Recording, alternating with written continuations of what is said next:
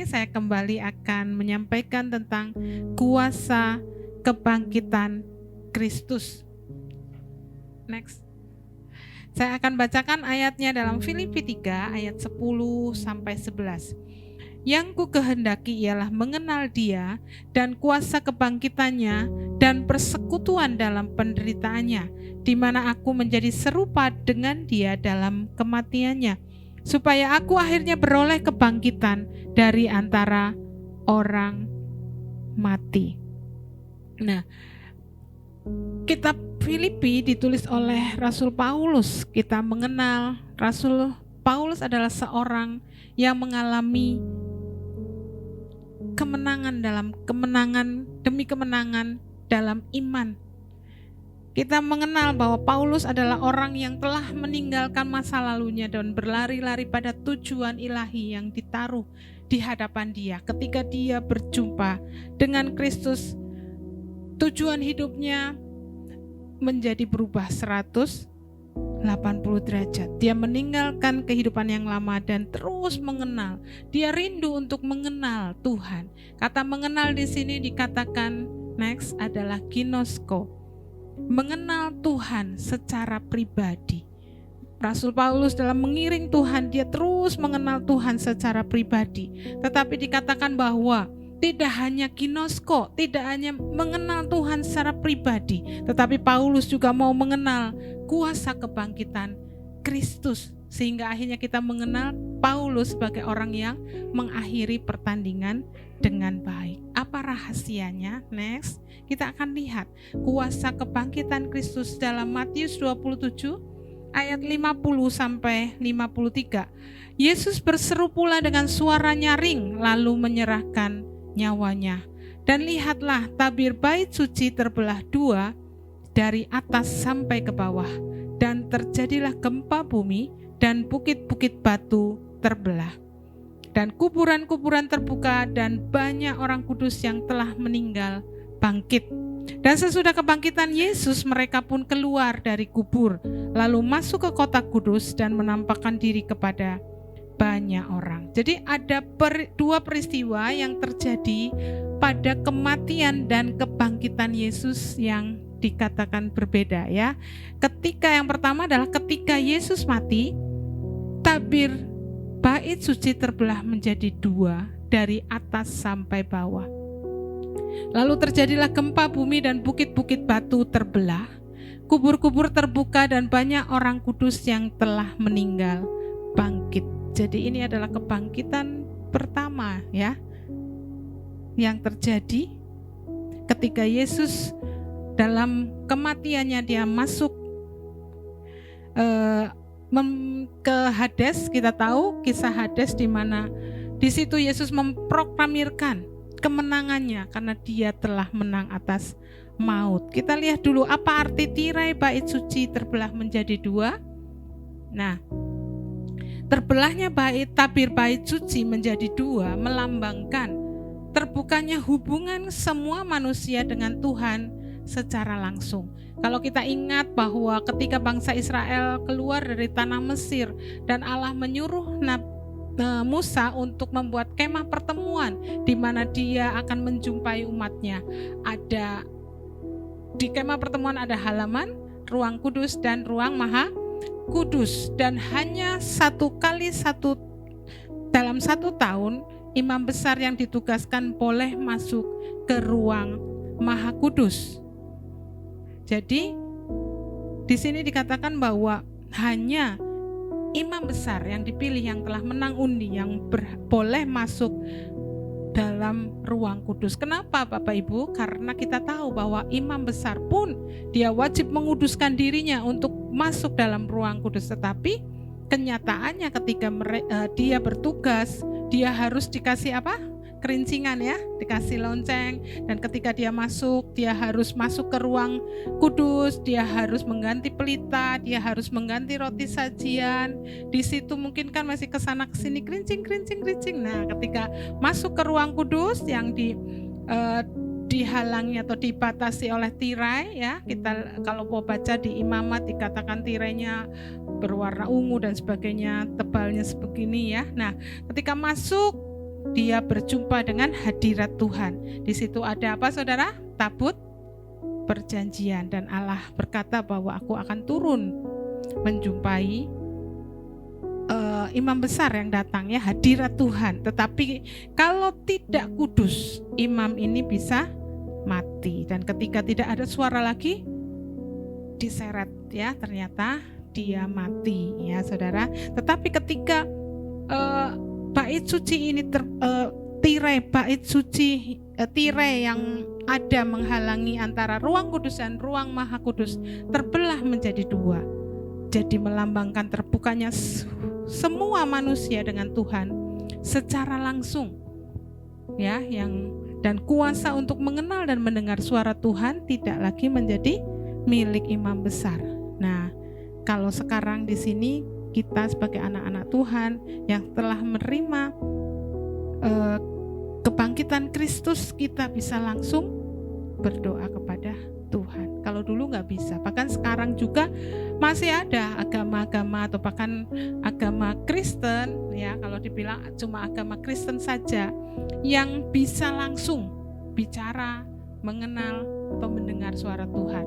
Kalau agama lain masih ada perantara, ya, harus ketemu melalui mamahnya Yesus atau kepada pastor, pengakuan dosa dan sebagainya. Hanya agama kita yang dibilang Kristus, yang mengenal kuasa kebangkitan Kristus, bahwa kita bisa langsung berdoa kepada Tuhan. Nah, robeknya tabir ini melambangkan pendamaian yang dilakukan Kristus, bahwa ritual pengorbanan pendamaian dosa berbagai syarat dalam Taurat sudah digantikan oleh Yesus Kristus. Pengorbanan Yesus Kristus itu satu kali untuk selama-lamanya. Kita tahu bahwa ketika manusia atau bangsa Israel dipanggil untuk mengenal satu Allah yang benar, dan ketika mereka masih berdosa, mereka harus membawa korban. Ada korban bakaran, korban sembelihan, ya, korban apa lagi saudara? Korban penebus salah, ya. Mereka akan membawa korban. Korban itu sudah diatur secara detail dalam Taurat. Korban itu bisa berupa kambing, bisa berupa domba, dan umurnya sudah ditentukan, diatur sesuai dengan dosa dan pelanggaran mereka.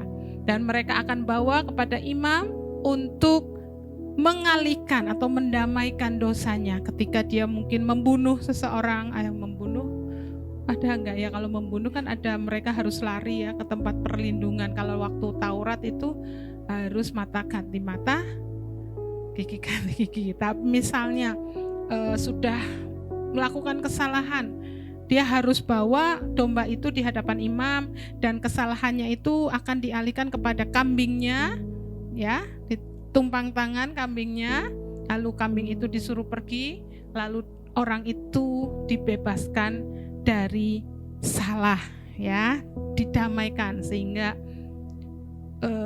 itu yang namanya diperdamaikan, itu yaitu orang yang kesalahannya sudah ditebus. Nah, demikian saudara, ya. Nah, kalau kita yang sudah mengenal pengorbanan Yesus, kita hanya berdoa minta pengampunan kepada Yesus. Darah Yesus menggantikan korban penebus salah, korban bakaran, korban daging kambing dan daging domba, ya saudara. Nah, orang-orang non-Yahudi, yang ketiga adalah, dan orang-orang Yahudi yang mewarisi Taurat Musa sama-sama memiliki kesempatan langsung bertemu dengan Tuhan dan menerima keselamatan melalui Yesus Kristus. Itu adalah anugerah, karena kita tahu bahwa di dalam kekerasan hati bangsa Israel, umat Yahudi yang dipanggil untuk menerima keselamatan, dan mereka sampai sekarang belum mengakui kemesiasan Yesus, ada sesuatu yang dikerjakan, yaitu keselamatan sampai kepada kita, keselamatan sampai kepada orang-orang di luar Israel. Nah, lalu apa yang terjadi setelah Yesus bangkit?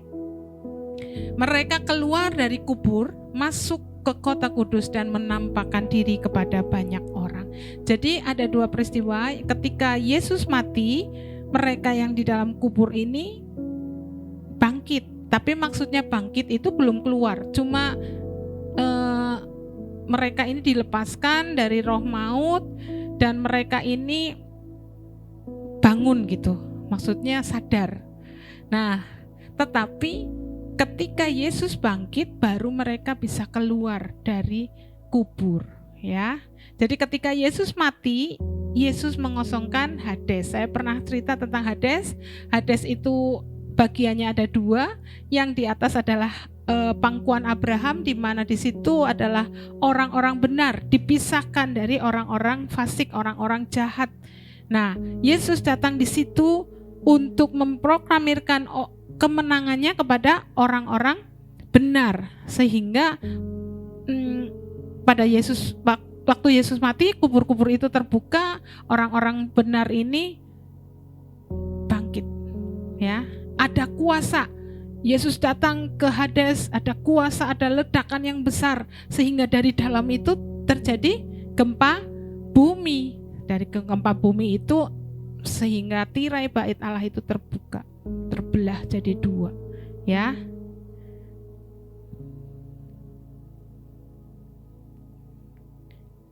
Jadi ketika kita terikat dengan dosa, seperti yang dilakukan Yesus ketika mati, melepaskan dan membangkitkan orang-orang mati, Yesus juga melepaskan kita.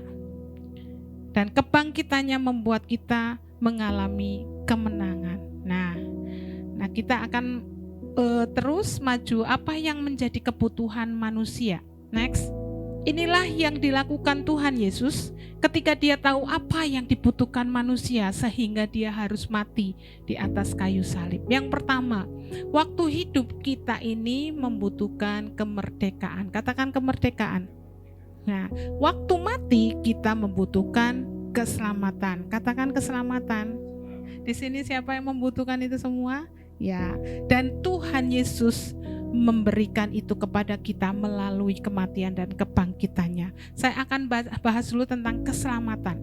Roma 5 ayat 12, next. Sebab itu sama seperti dosa telah masuk ke dalam dunia oleh satu orang, dan oleh dosa itu juga maut, demikianlah maut itu telah menjalar kepada semua orang, karena semua orang telah berbuat dosa.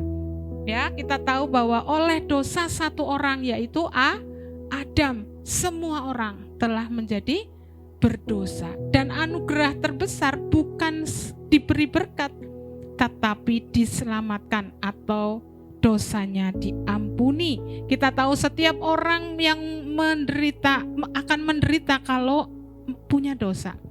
Beberapa kali saya melayani orang-orang yang bahkan dia melakukan kesalahan, melakukan dosa, dia nggak cepat-cepat dibereskan, tetapi hidupnya penuh dengan rasa malu, hidupnya nggak mau ketemu orang, hidupnya seakan-akan sudah tidak ada jalan keluar. Ya, mereka ini sungguh-sungguh rindu untuk ditolong, tetapi malu, takut, ya. Setelah berbulan-bulan akhirnya, kenapa sih kok kamu nggak mau ngomong ke kita? Kenapa sih kamu nggak cepet-cepet diberesin? Malu takut Nah, rasanya itu kalau orang yang menderita dalam dosa itu luar biasa, saudara. Ada intimidasi, ada tuduhan, ya. Nah, orang manusia hidup juga terus bertentangan antara keinginan untuk berbuat baik, tetapi yang dihasilkan adalah perbuatan jahat. Karena apa? Kita ini masih hidup di dalam tubuh dosa. Oleh karena itu dikatakan bahwa berbahagialah orang yang diampuni pelanggarannya, yang dosanya ditutupi. Nah, inilah anugerah yang terbesar ketika kita datang kembali ke pencipta kita. Kita nggak bisa bawa kekayaan seberapapun, kita nggak bisa membawa apa yang kita punya. Kita hanya datang ke hadapan Tuhan dan kita hanya berharap mercy. Kita hanya berharap belas kasihan Tuhan.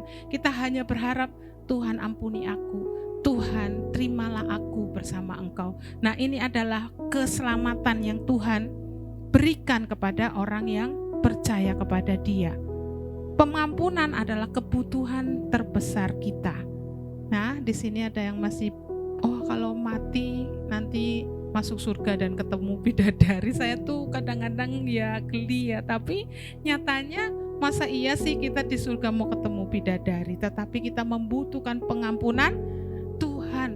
Sungguh-sungguh ketika kita datang ke tahta Allah, hanya mercy yang kita minta daripada Tuhan. Anugerah keselamatan, kamu diampuni, turutlah dalam kebahagiaan Tuhanmu. Itu yang kita rindukan. Dalam Efesus 2 ayat 8 dikatakan, sebab karena kasih karunia kamu diselamatkan. Dan arti diselamatkan ini adalah so seperti di morning call waktu itu ya oleh Ko Andri dikatakan so sudah dijelaskan juga di situ, oleh iman, diselamatkan oleh iman. Itu bukan hasil usahamu tetapi pemberian Allah. Nah, keselamatan dalam bahasa Yunani artinya so ini artinya dijadikan sehat, dipulihkan, menjadi utuh kembali, diselamatkan dari hari penghakiman, dibebaskan, dilepaskan, dilindungi, dipelihara, ditolong dari bahaya atau dari kehancuran, diberkati, dijadikan makmur. Jadi ternyata ketika kita mati, kita diselamatkan dari dosa, tetapi bukan hanya supaya masuk surga saja, nanti saja, tetapi keselamatan juga diberikan kepada kita saat kita menerima Yesus sebagai Tuhan dan Juru Selamat. Dan saat ini di dalam hidup kita ini selalu hati Tuhan, kita mau kita dipulihkan, kita ini diselamatkan dari bahaya, kita ditolong Tuhan, kita dijagai, kita dipelihara ya, dijagai dari kehancuran, kita diberkati dan kita dijadikan makmur. Itulah keadaan kita sebetulnya saudara, anak-anak Tuhan yang luar biasa, orang-orang yang menerima keselamatan ya. Enggak adalah kisah di luar sana yang seperti kita, anak-anak Tuhan yang dilepaskan dari bahaya, dilindungi ya. Luar biasa Tuhan kita, amin saudara ya. Nah, jadi sosok bukan keselamatan hanya ketika kita ketemu Tuhan, tetapi juga diselamatkan dari akibat dosa. Ya, akibat dosa itu ada kehancuran, ya, rasa malu, ya, kita hancur hidupnya, kita menjadi bulan-bulanan si jahat, ya, ada hal-hal seperti itu tuh akibat dosa. Lalu yang kedua adalah kemerdekaan. Katakan kemerdekaan. Ya, sebelum saya lanjut, senggol kanan kiri yang ngantuk. Cubit aja supaya bangun ya. Apa itu kemerdekaan? Artinya kita itu punya hak untuk hidup, untuk dimanusiakan, untuk diperlakukan dengan adil. Orang yang tidak merdeka tinggal dalam perbudakan.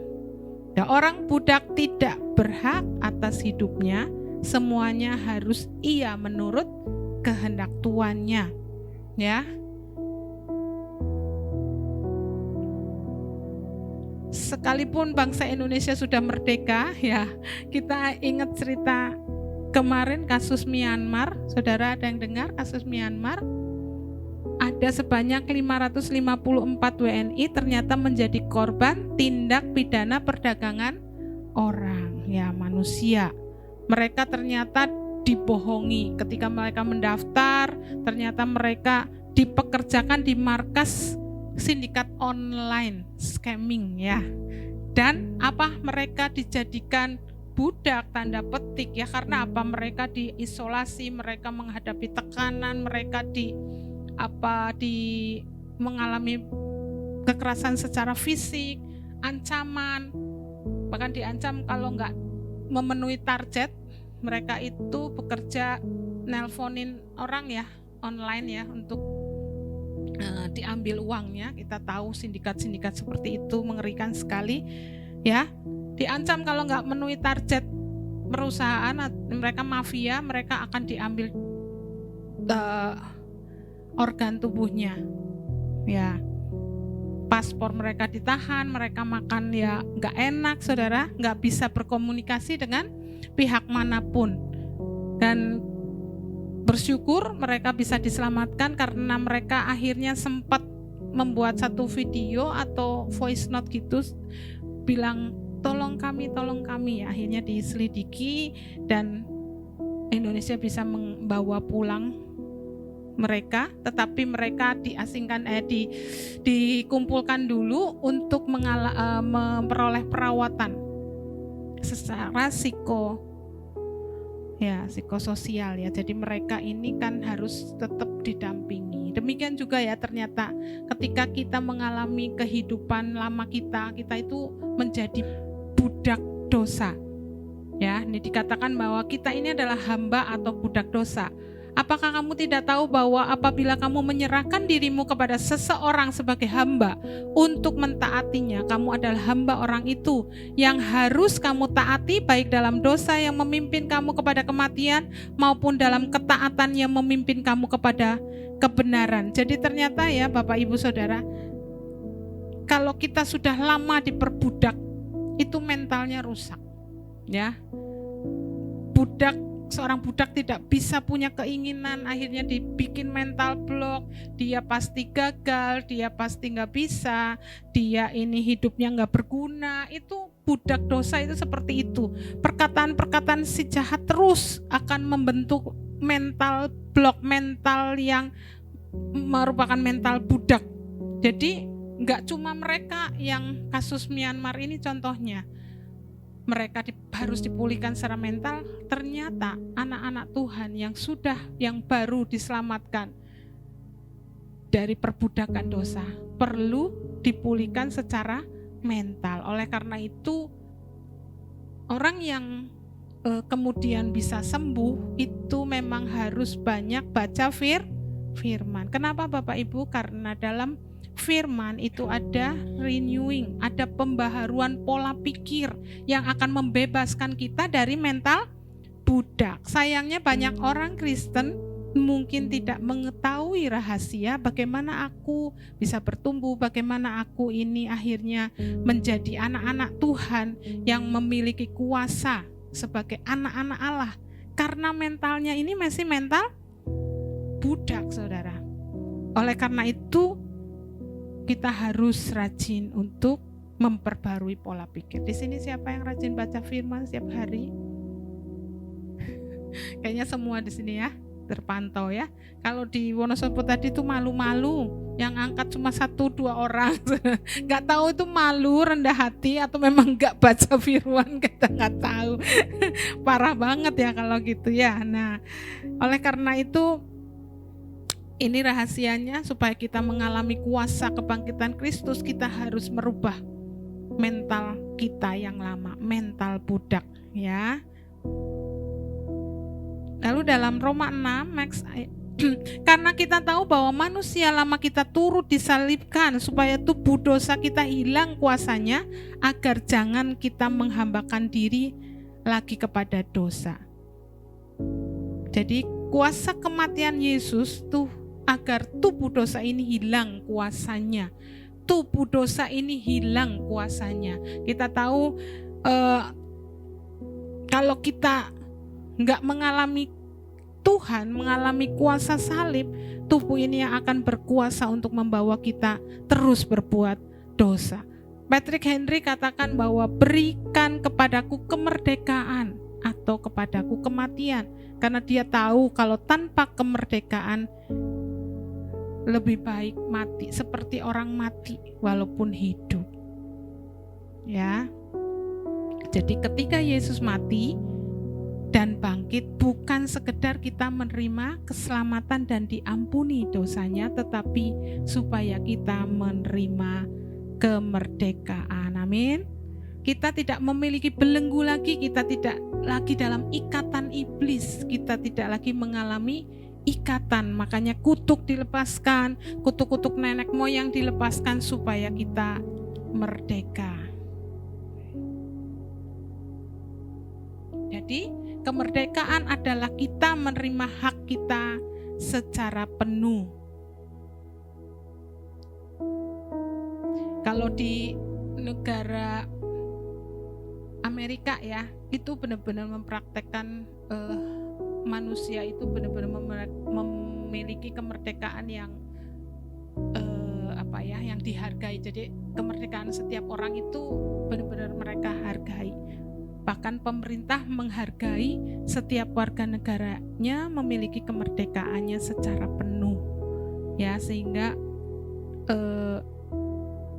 mereka itu saling menghargai. Kalau di Indonesia mungkin kita lihat bahwa kita negara merdeka tapi untuk beribadah aja masih ada beberapa yang terus tapi secara media massa kita kan sering dengar, jadi lebih banyak yang keadilan yang bisa kita serukan, mereka serukan, ya.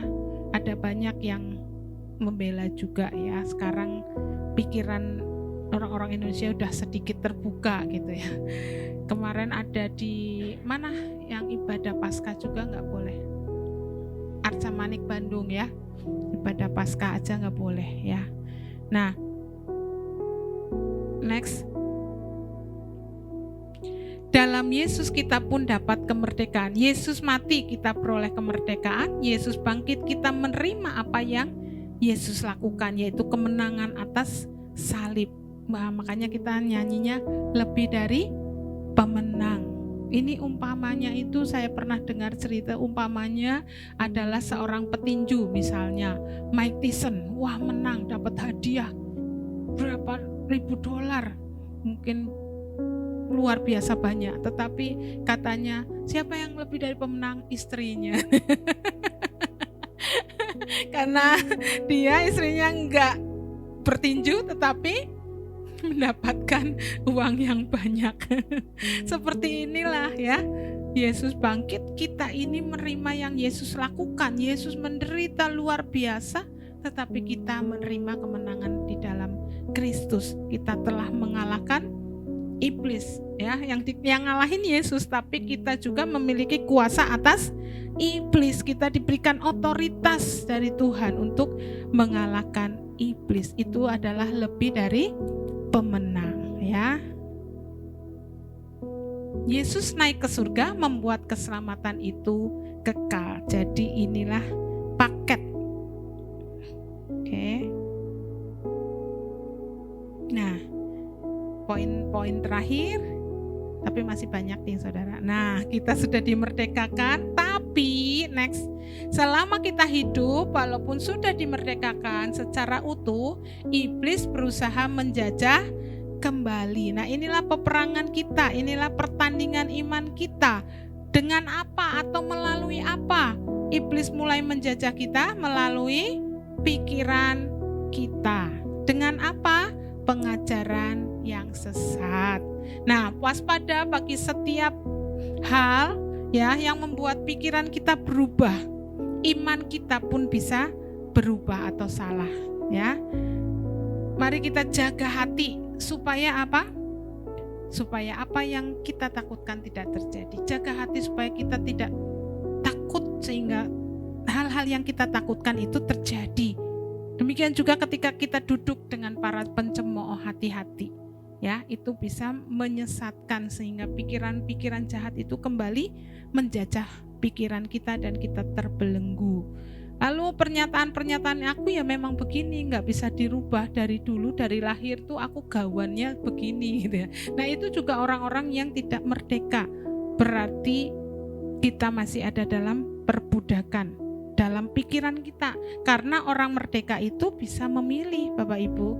Kalau kita sudah bisa bilang aku nggak bisa, aku memang begini, berarti saudara nggak punya pilihan, berarti kita adalah orang yang masih diperbudak. Atau nggak apa-apalah, aku bisa melakukan A, melakukan B, yang penting kan tidak terikat. Nah, siapa yang bilang? Ya, kadang orang masih selalu alasan, masih ngerokok nggak apa-apa, yang penting kan aku tidak terikat. Siapa yang bilang, ya saudara?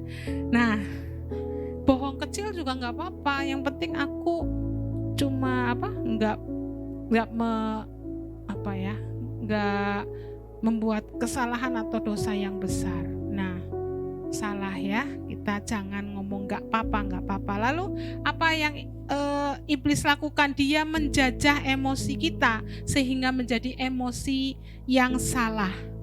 Contohnya adalah ketakutan. Kita tahu bahwa Tuhan tidak memberi kita ketakutan, roh ketakutan. Takut itu, saya pernah katakan bahwa emosi di dalam takut itu ya nggak apa-apa, karena membuat kita waspada, membuat kita juga bergantung kepada Tuhan, mengandalkan Tuhan. Tapi kalau kita dikuasai roh ketakutan, kita berarti diperbudak oleh setan, ya. Lalu apa? Kemarahan. Marah baik nggak? Ya baik aja. Benar nggak saudara? Kalau nggak ada orang yang bisa mengkoreksi, takut mengkoreksi, akhirnya dunia ini berjalan semau-maunya, seperti zaman hakim-hakim. Makanya ketika itu Tuhan mengangkat hakim untuk mengkoreksi yang salah, untuk menghakimi yang benar dan yang salah, ya. Saya ini orangnya nggak bisa marah, saudara, jadinya nggak benar juga. Harus minta ampun, karena kalau akhirnya saya takut untuk menegur atau saya juga terlalu excuse ya untuk kesalahan, akhirnya apa saudara? Saya orang yang cuek, ya. Itu salah ya saudara. Kalau nggak ada orang-orang yang berani menegur sesuatu yang salah, akhirnya pembiaran. Nah, tetapi kalau orang yang sukanya marah-marah, nah akhirnya dikuasai oleh roh kemarahan. Apa-apa marah. Nah, itu sensi sekali ya. Itu diperbudak. Itu juga orang yang bukan merdeka. Lalu hati yang luka. Jadi hidupnya ini diperbudak oleh hati yang luka karena kepahitan. Ya, hati-hati dengan statement. Sekali kamu ampuni, 2 kali aku ampuni, tapi kalau 3 kali, awas. Kata Mia, awas kalau kamu nabrak aku lagi. Aku akan kasih tahu siapa aku. Ternyata jangan lupa ibadah besok pagi ya saudara ya. Jangan seperti itu. Soalnya masih ada orang Kristen yang ngomong, kalau aku ini udah tingkatnya sebetulnya udah pelayan Tuhan. Kalau aku disakiti sekali nggak apa-apa, 2 kali nggak apa-apa, 3 kali no way gitu. Maksudnya apa? Kalau kita memang tahu ada orang yang sangat sering mengasihi kita, kita kasih boundaries, kasih batasan, oke? Supaya orang itu tidak menyakiti. Kita kasih batasan tidak apa-apa, tapi hati kita harus tetap mengampuni ya, karena kita juga nggak mau diopok-opok saudara, dibodohin terus gitu ya. Nah, tetapi nggak boleh sampai awas. No way. Akhirnya kita punya rasa ingin membalas atau rasa marah ya. Hati-hati, kalau kita hidup kita dikuasai luka, maka kita juga belum merdeka. Lalu orang dikuasai apa? Emosi atau menjadi tindakan yang salah, yaitu kemalasan. Kemalasan itu, orang yang malas itu banyak keinginan tapi nggak ada yang dilakukan. Atau orang yang malas ini selalu di tempat tidur terus, seperti engsel yang pintu yang berputar pada engselnya. Lalu orang pemalas ini ya merasa sok pinter, tetapi padahal dirinya nggak tahu apa-apa ya, karena si pemalas ini menganggap dirinya lebih bijak daripada 7 orang yang menjawab dengan bijaksana. Lalu apalagi? Minder. Ketemu orang yang lebih cantik, malu. Ketemu orang yang lebih kaya, malu. Ketemu orang yang punya mobil aja malu. Tapi ya ini memang ada ya. Minder itu juga penjajahan ya, membuat orang itu malu. Lalu kebodohan. Kebodohan ini juga penjajahan, sehingga cara pikirnya itu benar-benar jadi akhirnya kalau bodoh itu lebih ke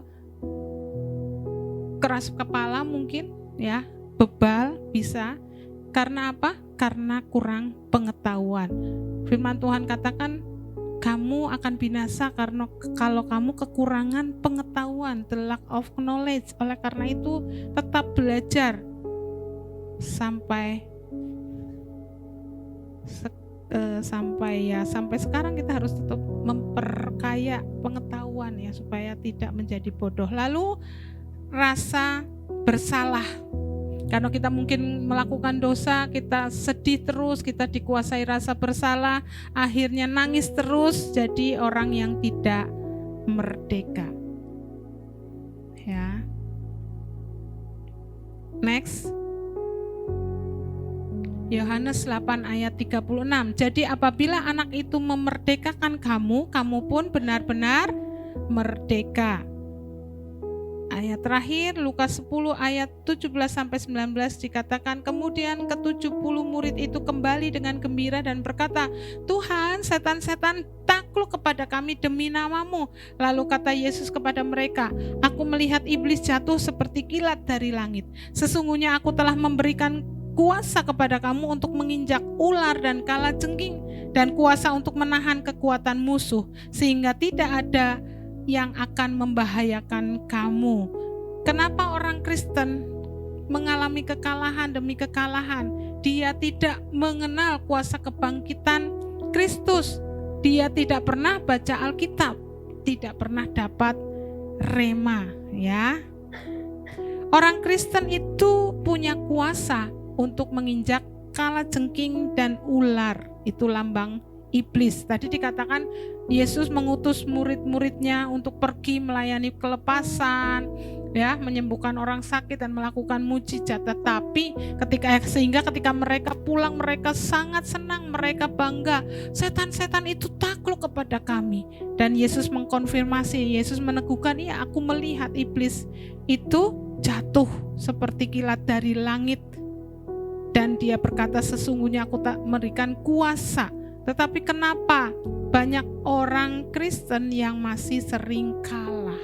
Oleh karena itu Paulus mengkonfirmasi bahwa Paulus, aku tuh mengerti, aku rindu mengenal kuasa kebangkitan Kristus, gak cuma pribadi Yesus, tapi ada kuasa ketika Yesus itu mati dan bangkit. Karena kalau Yesus mati dan tidak bangkit, maka sia-sialah pemberitaan firman. Karena apa, saudara? Next, iman kita, ya, itu berbanding lurus dengan pengetahuan dan pengertian yang kita terima, pengertian firman, sehingga kita ini harus, kalau baca firman harus dapat rema. Rema itu apa? Kalau kita hanya hafal firman, ini otak kita, ya, kita hafal firman, ini misalnya kita hafal firman, ini tuh firman itu cuma nambahin di sini. Tetapi ketika dapat rema, ini pikiran yang lama. Kalau yang menghafal firman, tapi kalau kita dapat firman, ini pikiran kita yang lama itu jadi pikiran yang baru, itu rema, sehingga udah nggak ada lagi tuh pikiran yang lama. Tetapi kalau menghafal, kita tuh masih cuma pengetahuan gitu, bisa ngerti tapi tidak ada kuasa. Tapi kalau rema itu lebih ada kuasa yang mengubahkan pola pikir kita, itu artinya rema. Next, kuasa kebangkitan Kristus, kita mengalami kemerdekaan, kita menjadi pemenang, dan kita diselamatkan. Ya, kita beri tepuk tangan bagi Allah kita, puji Tuhan. Nah, sebelum kita berdoa, ya, saya akan akhiri dengan kisah seorang yang mengalami memperoleh mimpi. Dalam mimpi dia dibawa ke satu era di zaman perbudakan. Waktu itu dalam perbudakan itu ada jual beli di pasar budak, dan ada satu orang budak yang liar, yang teriak-teriak, yang marah, dia mungkin penuh kepahitan, dia nggak suka diperlakukan sebagai budak, dia itu maki-maki, omong kotor segala macam. Nah, akhirnya ada seorang tuan muda datang dan membeli budak itu. Budak itu masih diikat lalu dibawa pulang. Dan ketika di rumah, dia suruh budak yang orang lain, maksudnya pegawai yang lain, budak yang lain, untuk melepaskan ikatan budak ini. Wah, orang ini masih marah, terus akhirnya dilepas. Dan ketika dilepas, dia juga menunjukkan surat pembelian budak. Lalu di hadapan budak itu tuan itu menyobek kertas itu dan dia berkata, "Dah, sekarang kamu menjadi orang merdeka. Kamu boleh pergi, kemanapun kamu akan pergi, silakan." Nah, kaget juga ya budak ini. Lalu setelah berpikir lama, dia akhirnya datang kepada tuan itu dan dia menyembah tuan itu. Dan dia bilang, "Tuan yang baik hati, saya tahu saya terima kasih karena saya sudah ditebus, saya sudah dibeli dan saya juga sudah dibebaskan. Tetapi kalau saya pun harus keluar dari rumah ini, saya berjalan sebagai orang merdeka, saya tahu saya akan ditangkap dan dijadikan budak kembali. Oleh karena itu, saya perkenankan saya untuk menjadi hamba Tuhan saja. Saya mengabdikan diri kepada Tuhan." Demikian juga yang Tuhan lakukan dalam hidup kita. Dia sudah menebus kita, harganya lunas dibayar. Artinya kita sudah menjadi orang yang merdeka, karena firman Tuhan katakan kalau anak kamu mengenal anak itu, kamu benar-benar dimerdekakan. Kita ini orang merdeka, katakan amin. Merdeka semua, suratnya sudah diberikan kepada saudara dan engkau bebas, kata Tuhan. Surat itu sudah disobek. Engkau tidak menjadi budak lagi, engkau tidak menjadi budak dosa. Tetapi kita berpikir juga seperti budak ini, bahwa sebetulnya ketika kita keluar tidak menghambakan diri kepada Yesus yang baik hati, Tuhan yang baik hati, kita akan menjadi mangsa si jahat. Oleh karena itu, marilah kita mengadakan pilihan. Orang merdeka bisa memilih, amin. Pilihlah untuk mengabdi kepada Yesus dengan kerelaan. Seperti tadi budak mengerti, percuma Tuhan kalau aku keluar, aku juga menjadi budak orang lain. Tapi Tuhan yang di sana jahat-jahat. Maukah kita rela hati, kita menghamba kepada Tuhan, kita menghamba mengabdikan diri kita kepada Allah yang telah menebus kita. Jadi kalau saya dapat rema dalam kisah ini, sebetulnya setiap kita adalah orang-orang yang merdeka, hamba yang merdeka. Kita hanya mau mengasihi, kita hanya mau menyenangkan Tuhan kita dengan hati kita. Kita ini kan banyak orang berpikir, jadi orang Kristen itu susah, nanti gak boleh ini, gak boleh itu, ya, melakukan apapun dilarang. Seperti siapa ya, kemarin saya ketemu orang, aku gak sungguh-sungguh kok, kenapa? Lah nanti jadi orang Kristen susah katanya. Tetapi kita tahu bahwa kita menerima penebusan, kita ini merdeka 100%. Kita bukan orang-orang yang diperhamba, tetapi kita tahu kepada siapa kita harus mengabdikan diri.